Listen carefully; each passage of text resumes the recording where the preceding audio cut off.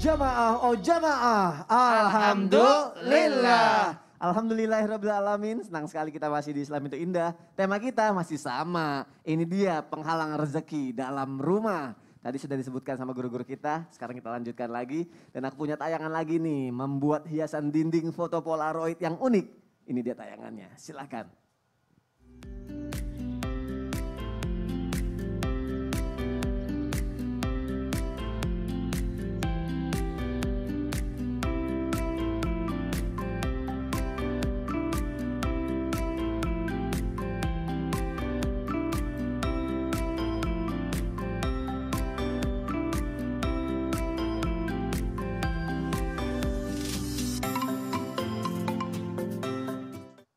Langsung aja deh, jamaah udah pada kepo nih Ustadz Bani. Boleh nggak nih majang-majang foto atau lukisan atau foto keluarga di rumah? Boleh nggak majang foto saya di rumahnya Ustadz Bani? Masya Allah. Mohon penjelasannya kalau gitu Ustadz Bani. Sudah saya pajang tapi di HP. Oh di HP. Satu lagi, itu menghalangi rezeki apa enggak? Mohon penjelasannya Ustadz. Ya mohon izin Ustadz Maulana, Ustadz Syam, Mas Soni dan guru-guru kami dimanapun berada. Tentang memajang foto dan lukisan. Rasulullah Shallallahu Alaihi Wasallam bahkan Imam Az-Zahabi memuatnya dalam Al-Kabair. Kata Rasul Shallallahu Alaihi Wasallam atau la'ana Rasulullah Shallallahu Alaihi Wasallam al-musawwirin. Rasul melaknat orang-orang yang musawwirin, yaitu yang suka melukis atau menggambar. Dalam riwayat yang lain Rasul Shallallahu Alaihi Wasallam mengatakan la tadkhulul malaikatu baitan. Malaikat tidak masuk ke rumah, kalau sebelumnya tadi kita bahas ada binatang, sekarang fihi suratun au tamasil. Di dalamnya ada lukisan-lukisan atau patung-patung. Taib. Apa yang dimaksud dengan lukisan dan gambar ini? Kita coba rangkai, kita coba klasifikasikan dan gambarkan. Yang pertama adalah gambar yang disepakati keharamannya. Semua ulama sepakat tidak boleh. Apa itu? Yaitu surah mujassadah, gambar berbentuk yang muncul, yaitu patung. Nah itu disebut surah. Jadi surah itu tidak hanya lukisan, gambar termasuk patung. Dia disebut dengan patung itu disebut karena surahnya mujassadah, lukisannya itu muncul, timbul. Berapa dimensi Ustaz Sam tadi bilang? 5 dimensi ya, 5 dimensi. Yang kedua, itu sepakat keharamannya. Yang kedua, disepakati kehalalannya. Apa itu? Yaitu gambar tentang sesuatu yang tidak bernyawa. Nah, kalau yang pertama tadi bernyawa dan dia timbul atau muncul. Yang kedua, disepakati kehalalannya. Kalau gambarnya bukan yang bernyawa, seperti gambar peci. Ada gambar peci, umpama lah ini ya. Gambar pohon, gambar gunung, awan dan semisalnya. Nah, itu disepakati kehalalannya boleh. Yang kedua, gambar sesuatu yang tidak muncul. Jadi gambarnya tidak muncul tapi bernyawa. Sebagian besar ini melarang, sebagian kecil membolehkan. Ya, misalnya dari foto dilukis-lukis, jadi ada foto ada lukisan itu ya. Nah yang lukisan ini, lukisannya masih Ustadz Maulana, cuma bentuknya lukisan bagus banget, sayang banget kalau nggak dipajang. Dipajang boleh nggak? Sebagian besar melarang, sebagian kecil membolehkan. Gitu. Jadi kalau ada yang memajang foto ulama, ustadz di rumahnya, jangan langsung kita bilang haram. Jangan begitu dulu, karena ada sebagian yang membolehkan. Yang berikutnya adalah lukisan atau gambar bukan kreasi manusia, bukan daya khayalan manusia. Yaitu apa? Kamera nih, cekrek.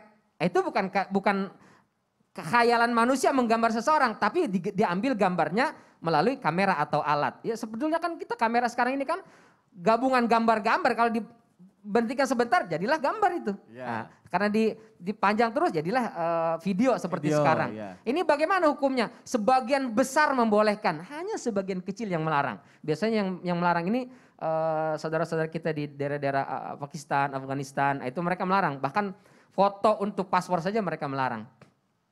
Jadi sebagian besar membolehkan, sebagian kecil saja yang melarang untuk foto.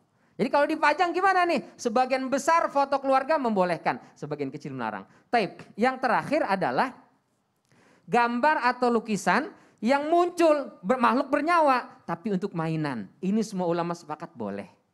Boneka kan makhluk bernyawa. Kalau boneka dari apa ya? Doraemon dan semacamnya itu ya. Boleh apa enggak? Kalau untuk mainan anak-anak boleh. Atau untuk kebutuhan medis, alat praktek boleh. Tapi kalau udah model-model kita mainin itu, itu terlarang lah ya. Gak cocok juga ya. Nggak cocok, Baik. ya. Alhamdulillah Allah Ta'ala alam. kayaknya aku aman berarti di situ. Soalnya kan ada yang halal. Foto istri aku kan istri aku halal. Jadi boleh. Beda Tapi cerita. catatan, Nyari selama pembenaran. tidak mendatangkan syahwat. Oh ya baik. Enggak kok. Baik Masya Allah. Enggak. Iya. Ngobrolin virus nih. Dalam hal tertentu. Ya. Oh gitu. Aduh udah lanjut aja yang lain lagi kalau gitu. Makasih Ustadz Bani untuk penjelasannya. Jamaah kita lanjutkan lagi. Pasti jamaah penasaran juga dengan yang satu ini nih. Aku juga penasaran. Aku mau nanya sama Ustadz Syam. Katanya yang menjadi penghalang rezeki juga nih Ustadz Syam. Rezeki masuk ke dalam rumah kalau, maaf ya kalau rumah kita tuh masih belum lunas atau kredit atau nyicil. Tapi kan gak semua orang bisa beli rumah cash ya jamaah ya. Gimana nih penjelasannya Ustadz Syam? Silakan. Tabe guru-guruku. Bismillahirrahmanirrahim. Alhamdulillahirrabbilalamin. Allahumma salli ala Sayyidina Muhammad wa ala ali Sayyidina Muhammad. Kayaknya jahat banget Allah ya. Udahlah dia nyicil, dia juga yang terhalang rezekinya gitu. Gimana bayar rumahnya? Iya berarti gimana ya? bayar rumahnya Ya Allah. gitu. Dia pula yang nyicil, dia pula yang terhalang rezekinya. Saya rasa Allah nggak sejahat itu. Karena Allah itu maha pengasih, Allah itu maha penyayang. Subhanallah. Maka dari itu yang perlu kita perhatikan adalah akad jual belinya sebenarnya. Yang perlu kita perhatikan adalah akad jual belinya. Islam tidak pernah melarang kredit.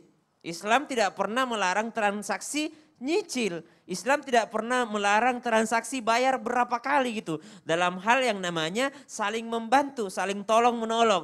Namun ternyata pada praktiknya banyak sekali yang akhirnya melenceng dan akhirnya tergolong menjadi riba. Maka subhanallah jikalau ingin aman maka pakailah sesuatu yang berlabel syariah. Walaupun mungkin dalam praktiknya Ustadz ternyata nih yang syariah juga ternyata enggak syariah-syariah banget. Nah itu tanggung jawab mereka di hadapan Allah Subhanahu wa Ta'ala. Yang jelas kita sudah memilih yang namanya ya Allah saya sudah mencari jalan yang terbaik. Saya sudah mencari jalur yang terbaik supaya saya bisa terhindar daripada hukum ini ya Allah. Saya pilih yang syariah. Kata Allah itu juga enggak syariah. Bukan saya yang bilang ya Allah. Mereka yang udah mensyariahkan maka mereka lah yang bertanggung jawab di hadapanmu ya Allah. Karena sudah ada yang bertanggung jawab. Jadi kita sudah tinggal menerima. Dan itu juga sudah dikaji. Banyak ulama di dalamnya. Bukan orang-orang biasa yang menentukan bahwa ini syariah atau tidak. Tapi banyak orang yang ahli di dalamnya. Pakar ekonomi syariah lah. Atau siapalah yang ada di dalamnya yang insya Allah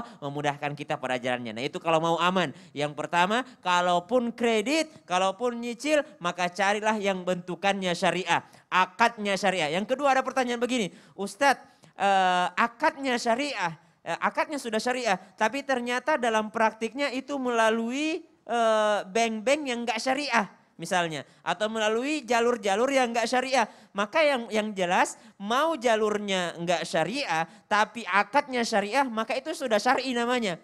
Contoh misalnya kita jualan nih, kita jualan sesuatu yang halal. Tapi ada orang belanja, apakah kita nanya itu uang halal apa uang haram? Enggak kan?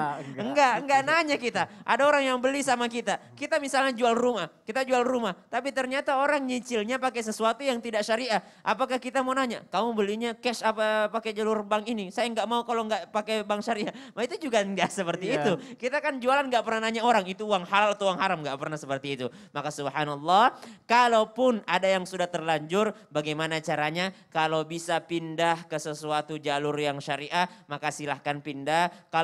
Kalaupun tidak bisa pindah usahakan jangan sampai terkena daripada denda karena denda itulah yang termasuk daripada ribanya, yang termasuk daripada sesuatu yang menambah-nambahi. Fluktuatifnya itu loh, berubah-ubah. Apa sih makna daripada tidak penambahan yang tidak termasuk riba? Penambahan yang tidak termasuk riba adalah sesuatu harga yang disepakati di awal. Jadi kalau misalnya ada kursi, saya mau beli kursi harganya 10 juta. Misalnya kursi ini harganya 10 juta. Tapi kalau nyicil harganya jadi 12 juta. Kalau nyicil harganya jadi 12 juta. Harus sepakat di awal bahwa saya membelinya dengan harga 12 juta.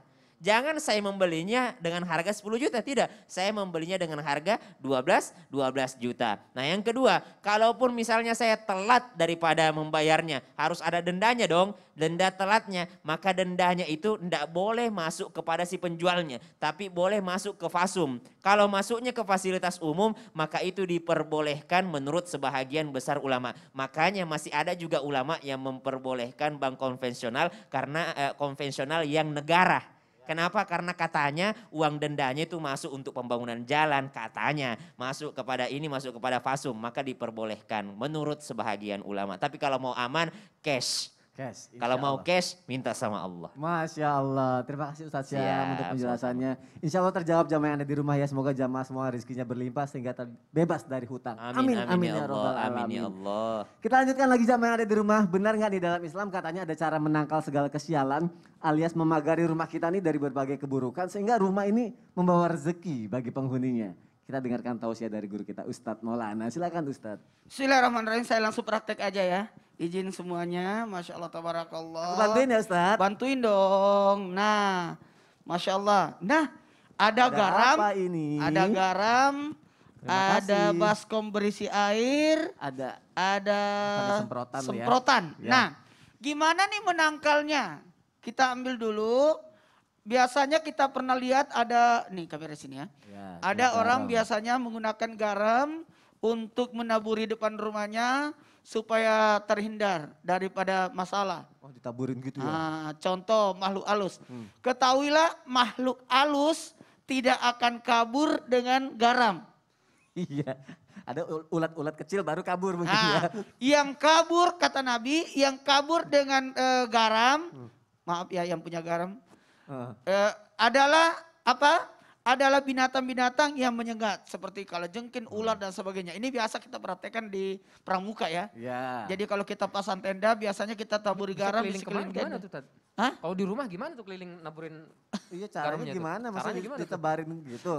Disebar-sebar Biasanya gitu? Contoh, gini. contoh mana rumahnya ya? Rumahnya Coba. gini Ceritain nih, ini rumah, nih ini ya. ceritanya rumah aku. Ya, ya. Oh. Ya, biasanya Oh diginiin. ditebar. Mohon maaf, ya digituin ya. Pengalaman banget kayaknya nyebarnya. Rumahnya banyak Ustaz. rumahnya Rumahnya banyak. Ustadz kalau nebarnya gini boleh nggak Ustadz? Itu, Oh, itu salbe. mohon maaf, itu ditaburinya di atas Daging ya. Steak. Yang sebenarnya rumah yang dikhawatirkan ada makhluk halus, makanya rumahnya diruqyah apa? Ruqyah. Di Rukia. Apa? Rukiah. Rukiah. Rukiah. Diruqyah. Jadi rumahnya yang diruqyah. Teknik ruqyah, betul tadi kata Ustaz Sam, hatamkan hatamkan Quran di dalam rumah tersebut, atau teknik yang terbaik adalah kalau memang tidak sempat menghatamkan Quran, hatamkan surah Al-Baqarah dalam rumah. Karena rumah yang dibacakan surah Al-Baqarah, maka tidak akan masuk jin atau yang buruk dalamnya. Keluar yang buruk. Karena betul, semua rumah pasti ada jinnya. Sekali lagi, karena ada jin muslim juga. Kemudian mohon izin harus saya sampaikan juga karena dia tinggalnya di atap rumah ya. Jin itu tinggalnya di atap rumah. Ketika orang makan dia turun ikut makan. Kalau tidak baca basmalah ikut makan. Kalau tidak ya kembali. Mohon izin saya lanjutkan lagi. Paling bagus itu diazani rumah itu. Sekali lagi diazani rumah itu dengan kalau saya biasanya kalau ada banyak orang bagusnya di sudut-sudutnya bersamaan azan. Kalau sendiri gimana kalau kita sendiri yang azani? Kita azan lalu berkeliling dalam rumah. Allahu Akbar, Allahu Akbar. Allahu Akbar sambil jalan, dimasukkan di ruang-ruang, ada berapa ruangan kita jalan diazani. Atau teknik yang terbaik, tunggu azannya masjid. Karena kita berada di Indonesia yang alhamdulillah azannya menggema di mana-mana. Bersamaan azannya, lalu kita azan juga jadi dibuka. Jadi pada saat azan diazani. Dan paling bagus, ini praktek. Nah itu apa itu Ustadz? Air apa Air itu? yang akan dipakai jadi air ruqyah. Jadi dibacakan ayat-ayat ruqyah. Diantaranya surah Al-Baqarah 5 ayat pertama. Kemudian ayat kursi. Kemudian ayat terakhir daripada surah Al-Baqarah. Jadi alhamdulillah ada 10 semuanya. Jadi alhamdulillah jadi dibacain. Paling bagus juga dibacakan apa itu? Surah Yasin. Saya biasanya baca surah Yasin sambil diaduk begini, apa namanya? Diaduk-aduk. Diaduk-aduk. Obok-obok. Iya. Yasin Al-Quran sambil ditiupkan, paling bagus semuanya. Semua baca Quran, diatamkan Al-Quran sambil ditiupkan. Misalkan ada 30 anak santri, kita gunakan jadi satu anak satu juz. Habis itu ditiup di air ini dan air inilah yang dipakai dipercikan. Oh, di dipercikan sudut-sudut ini. rumah, atau paling praktis pakai gunakan ini. Oh, Semprotan. Jadi kita airnya dimasukkan di sini, kemudian disemprot di sudut-sudut. Kenapa di sudut-sudut? Supaya kita aman. Bacaannya Bismillahirrahmanirrahim la yadurru ma'asmi syai'un wala fis samai wa huwas samiul alim. Itu yang paling bagus. Jadi setan itu tidak Gak pakai garam ya. nggak pakai garam. Salah Tapi persepsi itu. ada kalanya ada makhluk, ada ilmu. Ada juga memang pakai garam, tapi ini sebahagian, sekali lagi sebahagian. Kalau di tempat itu ada ilmu, mohon maaf, manusia yang menggunakan ilmu untuk mengambil harta seseorang dalam rumahnya. Ya, saya tidak sebut itu babi ngepet ya. Oh iya, itu Terserah. tadi disebutin. Ya, jadi biasanya dipakaikan garam untuk dibacakan di malam Jumat. Apa itu? Doanya adalah doa masuk WC. Oke. Auzubillahi minal hubusi wal khaba'is minasyaitonir rajim, dibacakan baru disimpan di situ di depan rumah. Karena biasanya pagarnya yang digesek-gesek. Iya. Baik, Oke. Masya Allah. Berarti ini adalah teknik ruqyah yang insya Teknik Allah ruqyah. bisa dipakai untuk meruqyah rumah kita. Iya. Insya Allah bisa terhindar dari jin-jin itu ya Ustaz. Jadi ya. yang solusi yang terbaik kalau rumah ada jinnya di ruqyah. Di ruqyah, Masya Allah. Terima kasih Ustadz Maulana untuk penjelasannya. Tadi juga sudah disebutkan doa-doanya. Dan semua itu ada dalam Al-Quran jamaah yang ada di rumah. Karena Al-Quran memang menjadi pedoman kita sebagai umat muslim. Dan bahkan di dalam Al-Quran pun begitu banyak ya Ustadz ya. Ayat yang menceritakan mengenai rumah dan rezeki itu ya Ustadz. Kalau gitu kita akan masuk ke segmen yang ditunggu-tunggu nih Ustadz. Langsung aja kita masuk ke segmen Al-Quran Menjawab.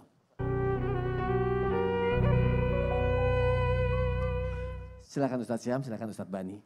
Masya Allah, ada begitu banyak bentuk model rumah, ada yang mewah, megah, ada yang berlomba-lomba ingin dibuat dari mutiara dan seterusnya. Padahal Al-Quran menjawab. أعوذ بالله من الشيطان الرجيم والله جعل لكم من بيوتكم سكنا وجعل لكم من جلود الأنعام بيوتا وجعل لكم من جلود الأنعام بيوتا تستخفونها يوم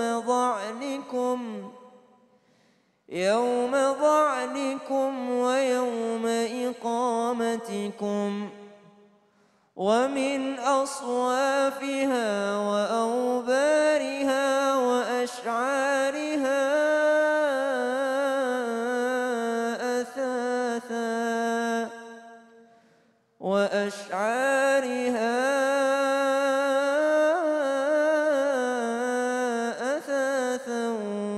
ومتاعا إلى حين. Masya Allah. Allah Subhanahu wa taala menjelaskan dalam ayat ini, wallahu ja'ala lakum min buyutikum sakana. Dan Allah Subhanahu wa taala menjadikan dari sebagian rumah-rumah kalian sakana. Sakana diambil dari kata sakan, sukun, artinya ketenangan, kedamaian. Kenapa rumah disebut dengan sakan? Karena rumah adalah tempat di mana kita mendapatkan ketenangan dan kedamaian. Maka kalau kita memiliki rumah, tempat tinggal, tapi tidak mendapatkan kedamaian, tidak mendapatkan ketentraman dan ketenangan di rumah itu, maka mesti ada yang diperbaiki dalam kehidupan kita di rumah itu. Karena yang mendatangkan ketenangan kata Allah, wallahu, Allah yang mendatangkan ketenangan. Maka ketenangan bukan didapat dari marmer yang mewah. Ketenangan rumah itu bukan dari fasilitas rumah yang megah. Bukan dari aksesoris yang indah dan mahal. Tapi ketenangan itu Allah yang memberikan kepada kita. Maka sebelum kita menempati rumah itu, supaya rumah itu mendatangkan ketenangan, maka ada baiknya kita berdoa. Bagaimana doanya? Al-Quran menjawab. أعوذ بالله من الشيطان الرجيم وقل رب أنزلني منزلا مباركا وأنت خير المنزلين. Kita ulang lagi. رب أنزلني منزلا مباركا وأنت خير المنزلين.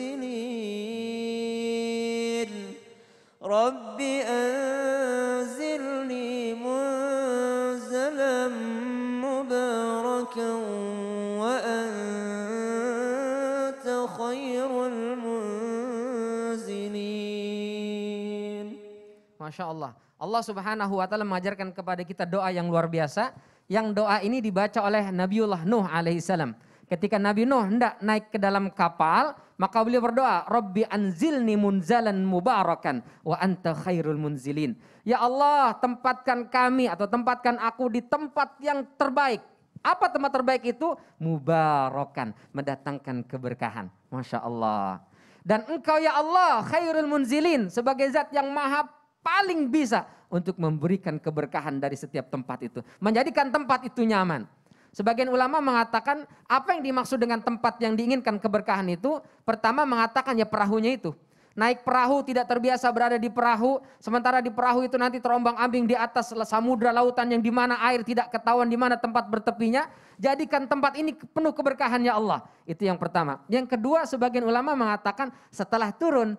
Jadi setelah turun dari kapal, kami butuh tempat tinggal ya Allah. Tempat yang kemarin kami tinggali sudah habis. Sudah luluh lantak dihantam oleh banjir bandang. Maka tempat yang akan kami tempati baru ya ini ya Allah.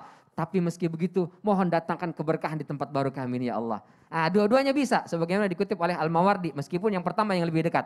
Tapi ini pelajarannya. Rasul SAW saja hijrah dari Mekah ke Madinah. Begitu sampai di Madinah Al-Munawwarah, manusia biasa. Setiap kita pasti ketika meninggalkan tempat kampung kelahiran kita, ada rindu yang tertinggal. Maka Rasul pun merindukan tempat kelahirannya kepada Mekah Al-Mukarramah. Tapi ini harus sudah meninggalkan tempat itu, hijrah ke tempat yang baru.